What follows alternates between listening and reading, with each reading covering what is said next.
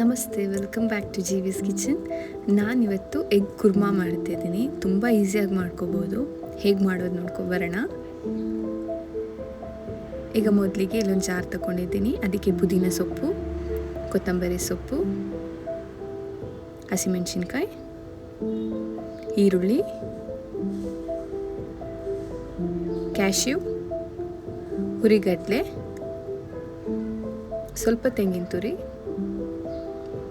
ಶುಂಠಿ ಬೆಳ್ಳುಳ್ಳಿ ಪೇಸ್ಟ್, ನೀರು ಹಾಕ್ಕೊಂಡು ಚೆನ್ನಾಗಿ ಗ್ರೈಂಡ್ ಮಾಡಿ ಇಟ್ಕೊಳ್ಳೋಣ.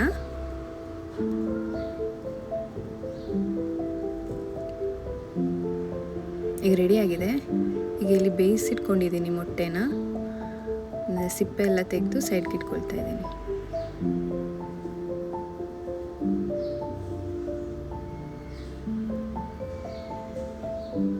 ಈಗ ಇಲ್ಲಿ ಪ್ಯಾನ್ ಇಟ್ಕೊಂಡಿದ್ದೀನಿ.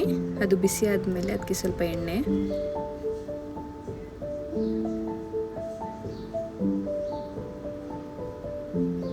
ಸ್ವಲ್ಪ ಉಪ್ಪು ಹಾಕ್ಕೊಳ್ತಾ ಇದ್ದೀನಿ, ಅರಿಶಿನ ಪುಡಿ.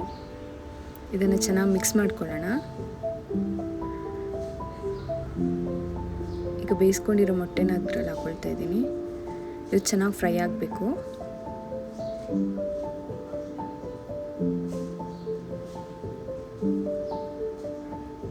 ನೋಡಿ, ಈ ಥರ ಫ್ರೈ ಆಗಬೇಕು.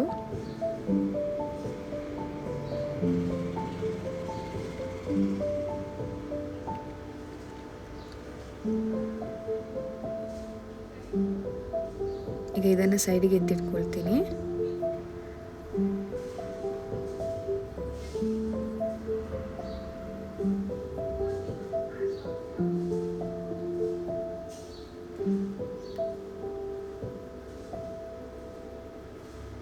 ಇದು ರೆಡಿ ಇದೆ.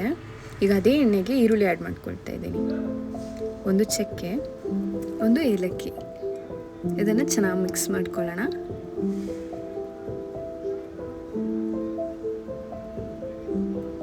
ಚೆನ್ನಾಗಿ ಫ್ರೈ ಆಗಬೇಕು ಆ ಎಣ್ಣೆಯಲ್ಲೇ. ಈಗ ಏನು ಪೇಸ್ಟ್ ರೆಡಿ ಮಾಡ್ಕೊಂಡಿದ್ವಿ ಅದನ್ನ ಇದಕ್ಕೆ ಹಾಕ್ಕೊಳ್ಳೋಣ.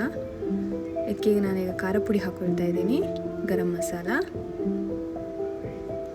ಮತ್ತು ಪೆಪ್ಪರ್ ಹಾಕ್ಕೊಳ್ತಾ ಇದ್ದೀನಿ. ಇದನ್ನು ಚೆನ್ನಾಗಿ ಫ್ರೈ ಮಾಡ್ಕೊಳ್ಳೋಣ. ಇದು ಹಸಿ ವಾಸನೆ ಹೋಗಬೇಕು. ತುಂಬ ಮೈಲ್ಡಾಗಿರುತ್ತೆ, ತುಂಬ ಸ್ಪೈಸಸ್ ಏನು ಹಾಕಿಲ್ಲ. ಸೊ ತುಂಬ ಟೇಸ್ಟಿಯಾಗಿಯೂ ಇರುತ್ತೆ. ನೋಡಿ, ಇದನ್ನು ಚೆನ್ನಾಗಿ ಈ ಥರ ಮಿಕ್ಸ್ ಮಾಡ್ಕೋಬೇಕು ಮತ್ತು ನೀರು ಆ್ಯಡ್ ಮಾಡ್ಕೋಬೇಕು. ನಿಮ್ಗೆ ಎಷ್ಟು ಕನ್ಸಿಸ್ಟೆನ್ಸಿ ಬೇಕು ಅಷ್ಟು ನೋಡ್ಕೊಂಡು ಹಾಕ್ಕೊಳ್ಳಿ. ಅದಕ್ಕೆ ಉಪ್ಪು ಆ್ಯಡ್ ಮಾಡಿ ಅದನ್ನ ಕುದಿಲಿಕ್ಕೆ ಇಡೋಣ. ಕುದಿಬೇಕಾದ್ರೆ ಮೊಟ್ಟೆನ ನಾವು ಅದಕ್ಕೆ ಹಾಕ್ಕೊಳ್ಳೋಣ.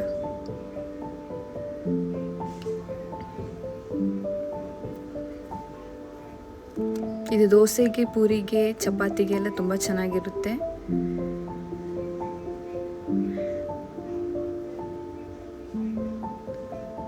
ತುಂಬ ಮೈಲ್ಡ್ ಆಗಿದೆ, ತುಂಬ ಸ್ಪೈಸಸ್ ಇಲ್ಲ. ನೋಡಿ, ಇದನ್ನು ಚೆನ್ನಾಗಿ ಮಿಕ್ಸ್ ಮಾಡ್ಕೊಳ್ಳೋಣ. ಈಗ ರೆಡಿಯಾಗಿದೆ. ಈಗ ಇದನ್ನ ನಾನೊಂದು ಬೌಲ್ಗೆ ಸರ್ವ್ ಮಾಡ್ಕೊಳ್ತೀನಿ.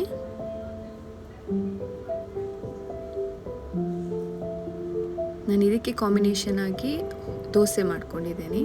ನೀವು ಚಪಾತಿ, ಪೂರಿ, ದೋಸೆಗೆಲ್ಲ ಇದನ್ನ ಟ್ರೈ ಮಾಡ್ಬೋದು.